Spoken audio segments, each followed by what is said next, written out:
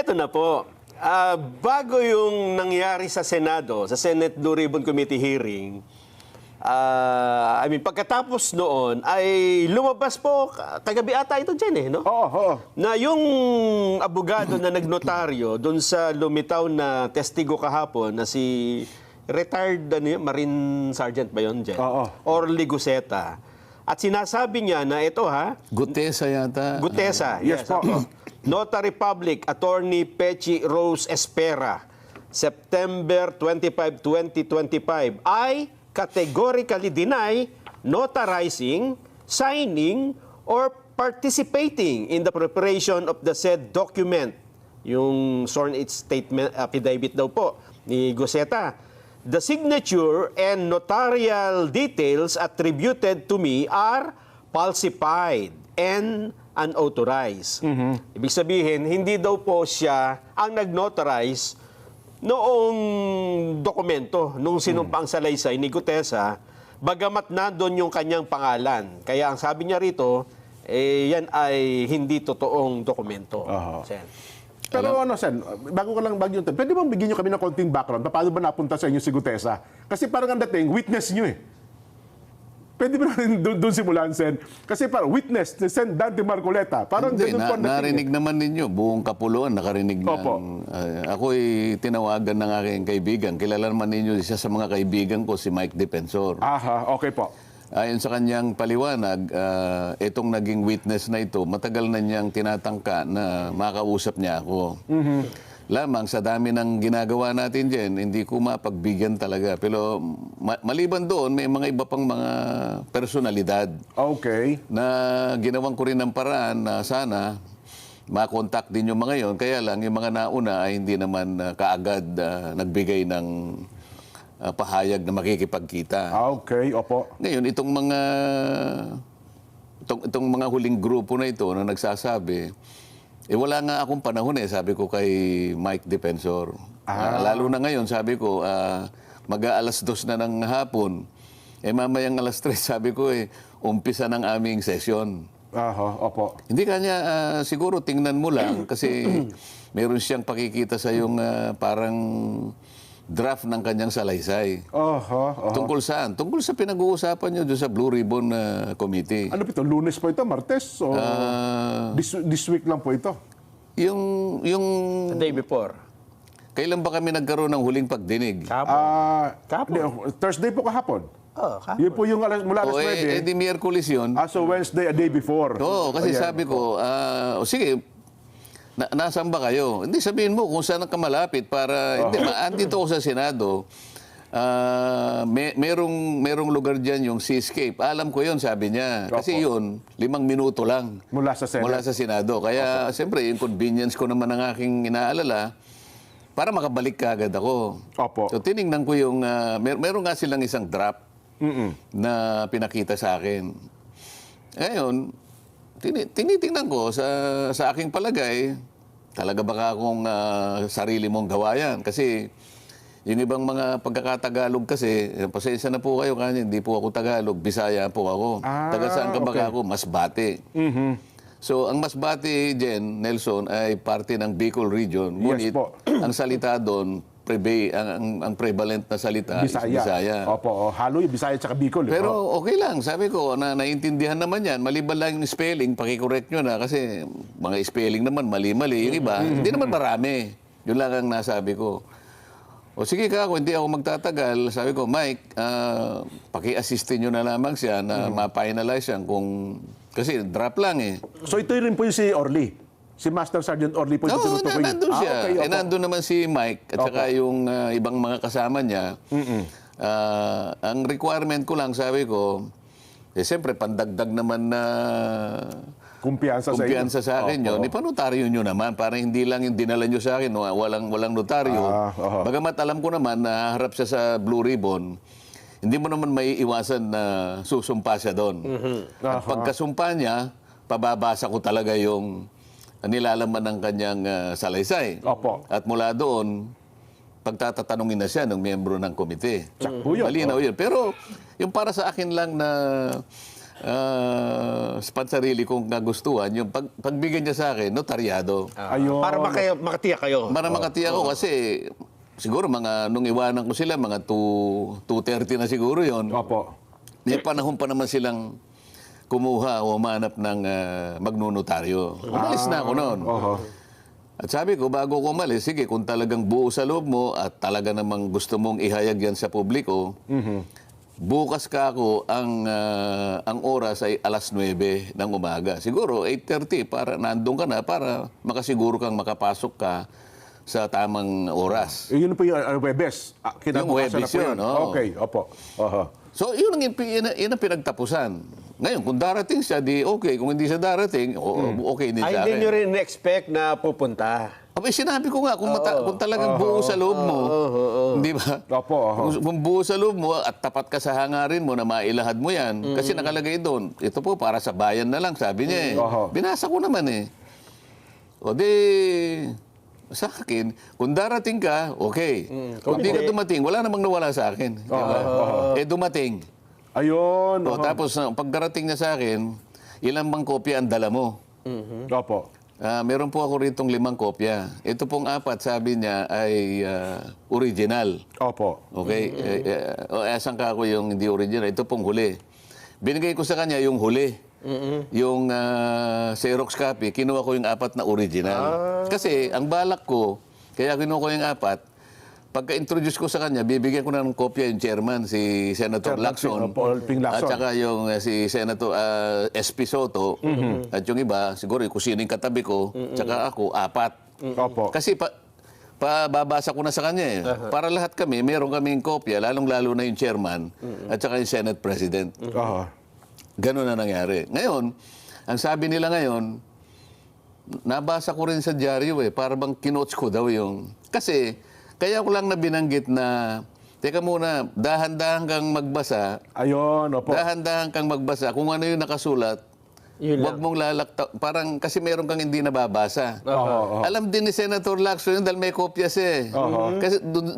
Kasi doon sa pinakagitnang bahagi, meron siyang isang linya na hindi nabasa. Yung panapos ng papel, yung sa ilalim, Kinapos. merong nalalaktawan doon eh. Kinapos. kaya pala sabi niya- Hindi ko naman alam na ganun yung binabasa niya. Ngayon, yung binabasa ko yung kompleto, bakit hindi niya binasa yung last line? Ipinalampas ko muna yun, baka magkamali. Tapos nung dumating na naman sa pangalawang pahina, Meron na nilaktawan niya na naman yung 2 pahina, ay yung 2 linya. Teka muna nga ako. Basahin mo ng maigi. Opo, oho. Oh. Alam ni Senator Lacson at saka ni Senator Soto at saka Na may yung hawak katabi din ko, ng kopya, siguro si Senator Win, kasi may hawak kami binabasa. Eh. Oho. Sinusundan namin yung binabasa niya, di ba? Opo. Lumalabas kasi sa social media. Sabi niya, sumagot siya, kasi po ito pong kopya ko, may putol yung sa baba. Ayun yung Xerox Kaya copy. ginawa ko, yung binigay niya sa akin, binigay ko sa kanya. Kanyang galing lahat yun, hindi naman akin yun eh. So yun po yung Xerox copy. Siguro pagkaka-Xerox. Oo, naputol yung gabi. baka ganun na nangyari. Oo. Kaya ang ginawa ko, ako na nagsabi, yan, magpalit muna tayo. Oho. Makita ko nga naman, putol yung... So lumalabas na. sinasabi nila ngayon, kino-coach ko na naman. Ayun po, saan ang lumalabas sa social media? TikTok, halos lahat. Na lumalabas na kino-coach nyo raw yung itong si Hindi po, Master Sergeant yun Gutesa. pong binigay niya sa aking 4 na original, kinuha ko po yon sapagkat ang bala ko, yung isa, ibibigay ko kagad kay Senator Lacson na siya yung chairman. Yung isa naman, bibigay ko kay Senator Soto, siya yung Senate President. At kung sino yung katabi ko, bibigyan ko. Opo. At saka yung isa, para sa akin. Para pag binabasa na po niya, yung kanyang statement, nasusundan po namin. Ayun, opo. Kaya alam po ni Senator Soto ang sinasabi ko, na meron po siyang nalaktawan na isang linya nung una, pagkatapos yung pangalawa, 2 linya na po, hindi niya binabasa. Sayang naman. Kasi kung i-coach nyo, ang una magre-react yung may hawak ng affidavit. Oo. Di ba? Kasi Ayun. alam po nila na hindi niya nabasa yung di sana sinansala ako ni alam niya. Ano At sabi ko, dahan-dahan ka. Dahan-dahan ka. Sabi ko, you have all the time, sabi ko pa. Para sa ganun, walang nalalaktawan. Yung binabasa pala niya, may kulang pala sa gitna. Meron ho bang question? Halimbawa, binabasa niya, bukod doon sa affidavit niya, ay iba ang nababasa niya doon sa kanyang... Hindi matutuloy doon sa pangalawang ano kasi Ayun, dalawang may linya yung kulang. nawawala eh. Nawawala. Paano kung recording yun? Hindi mare-record yung Ay, sinasabi. tsak po yan, nakarecord Kasi sa magitan ng script. iba yung recorded eh. Yes po. Kaya ang gusto ko, kung ano yung binabasa niya, Yun maski din sa yung record, ganun din. Yes. So, Basta ngayon, kahit babalikan mo yun, talagang may puto. Mapapakita ko talaga eh. Putol Opo. talaga eh. So, yun Ganun ang pala yun. nangyari. O yun ang una. Yes. O ano pa yung isang may kinalaman dyan? Yung notaryo. Yung notaryo. Oh. yes. O ganito. Oh. Yung si Orly ba? Orly, Opo, Orly Gutesa. Si Orly Gutesa, siya mismo pumunta doon sa ano Notary pangalan? public. Binalikan niya eh kasi nagkamali po yung pagkakatype yung pong December 6, 2025. Hindi po 25, 24 kaya binalikan ko po kanya. Ang ginawa po nila, kinurek lang nila tapos pinapirma sa akin. Doon sa mismong notaryo. O sige. Kaya alam ko na pumunta siya dahil nga sinabi pa niya na meron pong mali dito. Para siguro korekin din yung record na iniwan niya. Kasi kukuha ng kopya yung notaryo eh. Yes po, oo. Ngayon, pag-usapan natin na sinasabi ng abogada na notaryo na hindi niya pirma yon. Yung nakapangalan mismo mo doon. O sige, sabihin na natin na maring hindi niya pirma. No? Granting na hindi niya pirma. Ngayon, sino ang maglalagay doon sa... Kasi yung notaryo sa bandang baba, merong nakalagay doon, doc number, Opo. page number, Yes. book number, series of 2025. Paano niya makikita yung notarial register ng abogadong nagnotarya? Makikita mo niya anong doc number may ilalagay niyo, anong number? Yung page number ng notaryo, alam niya? May papakita ba siya sa TV direct? Kasi meron nga yan, lumabas sa social media. Ilabas niyo yung pinakahuli Oo, para ma-explain malaman natin ang pinag-uusapan natin. Direct, ipakilabas nyo. Kasi nasa social media naman. Nasa, Oo, yung notaryo. Para nang sa ganun ay... Para malaman ng mga kababayan natin kung ano yung binabanggit natin. Ano yung pinag-uusapan Di ba natin? doon sa left side ng dokumento, yung pinakahuli, napipirma ron yung notaryo, merong doc number, page Yes. number, book number, Opo. series of yung year. Yes. Nakastampad pa yun eh. Oo. Di yun, ano? Sige po, hinahanap daw po, Pagkatapos, sir. yung sinasabi niya, yung notarial details niya, hindi raw siya yon. Opo. Ibig sabihin, si Gutesa, kinuha niya yung stamp na yon, itinatak niya doon sa mismong lugar na kung saan siya magnonotaryo. Saan niya kukunin niyo kung hindi bibigay sa kanya? O, pagkatapos yung dry seal. Yes. Isa pa yun. So, ibig sabihin, si Gutesa pumasok sa kanilang opisina, siyang naglagay ng dry seal. Kung yun ang pagbabatay natin batay sa kwento nila. Paano magagawa nung Nung Gutesa. Gutesa? Oo. So, ibig sabihin, sila rin ang gumawa nun. Ngayon, kung sino man yung pumirma doon at hindi nga siya, pananagutan ng pananagutan ng abogado Nakapirma. yun. Oo. Sana mapakita para malinaw. Sige po. Alam ko meron tayo yan eh. Habang hinahanap yun, Sige, oo. Oo. ano ang implication, anong epekto noong hindi pala, halimbawa lang, for the sake of argument, na hindi talaga notarized yung peke, yung pagkakanotaryo. Ano ang epekto nun dun sa salaysay? Granting. Opo. oo. Ang magiging epekto niyan, wala na. Bakit?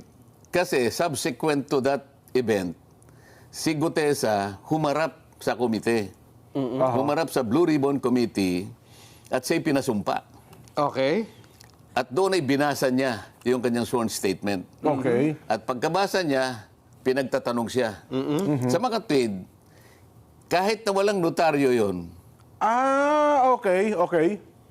kahit walang notaryo yon, hindi nawala yung saysay ng kanyang deklarasyon. Kasi sumumpa siya doon eh.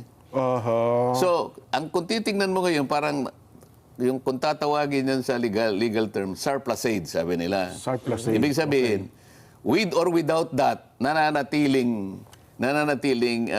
balido Yung kanyang yung affidavit. salaysay niya. Dahil nga, sa katotohanan, na sumumpa siya. Sumumpa siya sa harap ng Blue Ribbon Committee. Nanonood ng taong bayan nung mga sandali na yon, di ba? Kaya nga. Tama po. Oo. Hindi lamang ibinigay yung mismong sworn statement, ito ay pinabasa namin. Kaya nga sinasabi ko nga sa inyo kanina pa, kailangan walang malaktawan. Ayun. Sinusundan namin yung pagbabasa ng kanyang statement eh. Dahil recorded yun. Recorded yun. Paano kung halimbawa, tingnan natin ang record, yung isang linya nawala. Pagkatapos sa susunod na linya, wala na naman. Kulang-kulang yung binasa niya. Magkakaroon ng problema doon. Ayun. Kaya ako pinaulit sa kanya, ulitin mo, dahan-dahan ka lang. Para recorded. Sa kanya yun, salita niya yun eh. Oh. Ito sa ano to? Okay na raw. Ipakita natin sa telebisyon yung binabanggit o yung dokumento.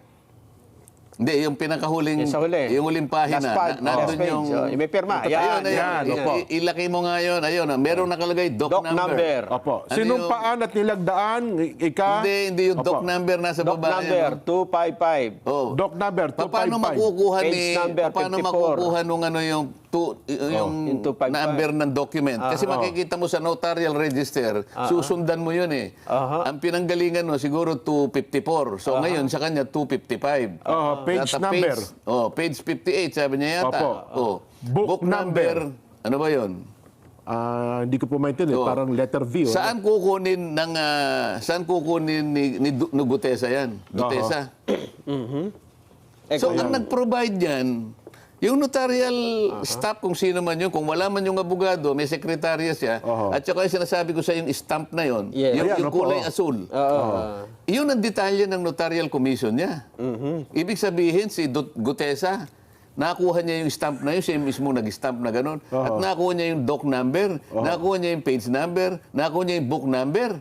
Pagkatapos, dyan sa mismong lugar ng detalye na yan, Opo. meron dry seal yan. Or yung dry seal, Ay, nakita nyo, may dry seal. may dry seal. So, sa mga tweet, pati dry seal, nakuha ni Duterte. Paano niya mapapasok yung opisina? Yun daw pong Kung pirma. sasabihin niya na hindi niya pirma, nasa sa kanya yun. Ayun. opo. Pero, hindi po pwede na si Duterte ang pumirma niyan kasi sila nang gumawa lahat eh. Ayun. Tapos May kasalanan dyan ang notarial kung sino man doon sa kung sino notarial man, office. kung sino man. Bakit? Pat mo pinayagan na mailagay lahat yung detalye na yan. Pakukuha ko yung kanyang notarial register. Pagka tumama dyan, ibig sabihin sila yung naglagay niyan. Hindi si Gutesa. Hindi ba matatamper yun, Sen? Halimbawa? Hindi matatamper yun. Tuloy-tuloy yung number niya. Kasi Makikita. pagkatapos pag tinanggal. ng isang buwan yan, o kung merong ano yan, I-report nila. i-report mo sa RTC na kung saan nakakuha ka ng komisyon. Ayun pala yun. Hindi po pwede, yung mga iba dyan, naglalagay sila ng, yung mga gustong kumita, meron silang iniiwan na espasyo para yung ganong gusto magpanotaryo, nagkataon na sa araw, sa ganong klaseng panahon, kailangan, naglalagay sila doon. Post-dated, parang gano'n. Yung mga ganon, Unrelated. lalo na, alimbawa, yung mga 2 years na anong ganyan, nahanap ng ganyan. Ng puwang. Ay, ngayon, mahigpit ngayon, kaya i-report mo yung notarial register mo, makikita mo tuloy-tuloy yan. Opo. Pasasabihin ako, yung notarial register ng abogada na yan. Opo. Ibig sabihin, tatama doon sa ginawa nila. O, notarial register na ibig sabihin, nakuha ni Gutesa yung kanilang notarial register. Imposible yun. Nako, oo. Oh. Mamumroblema pa pala yung peteche na yun pagka nagkataon. Baka akala niya hindi siya subject to disciplinary action. Oho. Oo. Kaya kung sasabihin niya, okay, hindi ko pirma yan, maaari.